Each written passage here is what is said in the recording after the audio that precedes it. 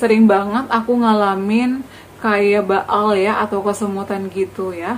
Jadi penderita GERD asam lambung itu emang banyak banget sensasinya, termasuk kesemutan ataupun kebas. Aku pun mengalami hal ini terutama pada saat tidur malam. Ternyata setelah aku ketahui ya, setelah aku konsultasi, hal ini emang wajar atau sangat wajar dialami oleh kita sebagai penderita asam lambung ataupun MAH.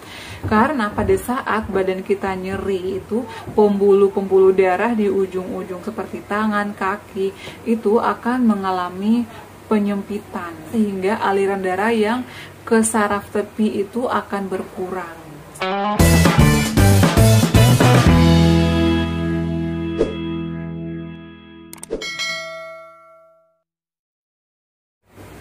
Assalamualaikum warahmatullahi wabarakatuh. Halo semuanya, selamat datang kembali di channel aku, Adeva dan Bunda. Apa kabar? Semoga sehat selalu ya. Nah, di video kali ini aku bakal bahas lagi terkait asam lambung, GERD dan juga anxiety ya. Jadi banyak banget yang curhat ya, panjang lebar melalui DM dan juga melalui telepon, WhatsApp dan juga chatan kalian ya. Nah, di video kali ini aku bakal bahas lagi terkait mengatasi kesemutan ya bagi penderita GERD ya, asam lambung maupun MAH. Jadi memang untuk sensasi asam lambung itu sejuta atau berjuta sensasi bisa kita rasakan. Aku pun mengalami hal itu. Aku berjuang untuk melawan penyakit GERD, anxiety dan juga asam lambung kurang lebih 2 tahun. Itu luar biasa banget guys ya. Untuk sensasinya itu ada banyak ya. Ada sakit pinggang, sakit punggung, kemudian perih, begah, sendawa-sendawa, tenggorokan mengganjal. Jadi kemarin juga ada yang nanya, Bun, kalau tenggorokan mengganjal itu wajar nggak sih? Itu adalah hal yang wajar dialami oleh kita sebagai penderita GERD ya, atau asam lambung. Aku udah ada videonya, bisa kalian cek ya, untuk mengatasi tenggorokan. Kalau misalnya lagi nggak enak, kalian bisa minum madu ya, atau minum air hangat. Kemudian selain itu juga sensasinya ada kepanikan atau kecemasan, itu adalah serangan anxiety. Sebaiknya kita harus melakukan aktivitas yang membuat kita menyenangkan atau happy. Jadi ada beberapa cara untuk menghilangkan kecemasan atau serangan panik anxiety ya, atau psikosomatik.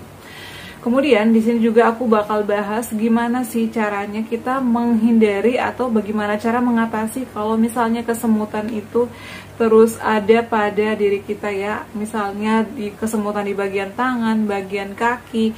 Jadi di sini aku bakal bahas lagi sesuai dengan pengalaman aku, karena pada saat itu aku pun mengalami hal ini ya.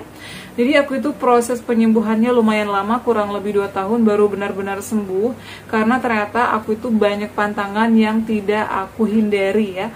Karena aku nggak tahu ya sebelumnya kalau aku itu menderita GERD ya, atau asam lambung. Setelah melakukan pemeriksaan ya, USG, endoskopi dan pemulihan, barulah aku ketahui ternyata asam lambung itu tidak boleh disepelekan ya. Asam lambung itu sebenarnya tidak bahaya, tapi kalau misalnya kita mau berobat, mau ikhtiar, mau berjuang, insya Allah pasti bisa sembuh kok. Karena ada juga yang bertanya, emang benar GERD itu nggak bakal sembuh, Bun? Ya menurut aku sih bisa-bisa aja ya. Yang penting kitanya mau ikhtiar, mau berdoa, berusaha, pasti ada kesembuhan ya. Karena nggak ada penyakit yang nggak ada obatnya. Insya Allah pasti sembuh ya. Kalian yang saat ini masih berjuang, tetap semangat. Oke? Nah, jadi di video kali ini aku bakal bahas langsung ya terkait kesemutan ya. Jadi untuk kesemutan ini sebenarnya wajar kita alami. Karena kalau kita bagi penderita asam lambung, kalau sudah merasakan nyeri ya, kemudian sudah merasakan sesak, kelayangan, itu berarti kita ada kekurangan cairan pada tubuh kita ya. Jadi kita tuh membutuhkan cairan atau membutuhkan nutrisi atau asupan-asupan nutrisi yang baik untuk tubuh kita. Nah, kenapa sih kita tiba-tiba aja kesemutan? Ternyata kalau kita merasakan nyeri, maka pembuluh darah di ujung-ujung kaki, ujung tangan itu akan mengalami penyempitan sebagai respon terhadap aktivitas simpatis. Jadi itu adalah yang menyebabkan kenapa kita sering kesemutan. Jadi ada beberapa orang ya, aku pun pernah merasakan pada saat menderita penyakit mah ataupun asam lambung ya, kalau misalnya merasa nyeri itu ternyata badan kita itu akan merasa baal ya atau kesemutan. Kalian pernah ngalamin gak sih? Kalau aku sering ngalamin kalau misalnya pada saat tidur ya tiba-tiba kok tangan aku itu kayak kebas gitu loh, nggak berasa. Tiba-tiba kaki aku kok kayak kesemutan gitu ya. Aku ini sering banget ngalamin ya.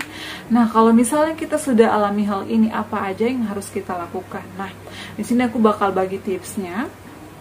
Apa saja sih yang aku lakukan kalau misalnya pada saat aku merasakan kebas ya ataupun baal atau kesemutan ya. Jadi aku tuh sering banget ya, terutama pada saat tidur malam. Itu sering banget aku kebangun tiba-tiba tangan aku, waduh ini udah kebas ya. Kadang nggak berasa gitu loh, kayak apa sih, kesemutan gitu. Aku kadang duduk juga kadang merasakan itu. Ternyata itu karena setelah merasakan nyeri, jadi pembuluh-pembuluh darah di ujung badan ya seperti tangan kaki itu akan mengalami penyempitan, sehingga aliran darah yang ke saraf tepi itu akan berkurang seperti itu. Jadi saran aku sih kalau misalnya kalian mengalami hal ini, selain ya mengkonsumsi vitamin, juga terapkan 3P, olahraga yang teratur, makan yang teratur, kemudian pola tidurnya. Kemudian sesering mungkin minum air hangat. Pada saat itu aku sering konsumsi madu ya, madu asli, tapi jangan madu yang biasa. Nah, selain itu juga aku sarankan ya, karena ini tidak berangsur sembuh. Jadi kalau misalnya kalian tidak merasakan perubahan, sudah mengikuti tips-tips dari aku, saran aku sih bisa dikonsultasikan ke dokter agar nanti diberikan beberapa obat untuk segera dikonsumsi. Karena untuk hal ini memang sering terjadi pada penderita asam lambung ataupun GERD. Aku pun mengalami hal ini. Saat itu pun aku langsung ke dokter, diberikan beberapa obat-obatan termasuk vitamin B kompleks. Untuk vitamin B kompleks ini ya, aku tidak mau merekomendasikan yang mana karena cocok-cocokan. Obat-obatan yang konsumsi cocok sama aku belum tentu cocok sama kalian. Jadi saran aku, kalian bisa langsung konsultasi ke dokter ya, atau ke dokter spesialis. Oke ya, semoga bermanfaat untuk share kali ini. Jadi itu adalah yang aku lakukan pada saat itu, hanya minum air hangat sering mungkin, kemudian olahraga, terapkan 3P pokoknya, kemudian lakukan hal-hal yang kalian sukai, jangan banyak pikiran, dan juga olahraga rutin. Itu aja sih yang aku lakukan, dan jangan lupa minum madu ya, itu juga bagus. Oke teman-teman, semoga bermanfaat untuk share kali ini. Jangan lupa untuk terus dukung channel aku Adeva dan Bunda dengan cara like, comment, share, dan subscribe. Assalamualaikum warahmatullahi wabarakatuh. Sampai ketemu lagi di video-video aku selanjutnya. Bye.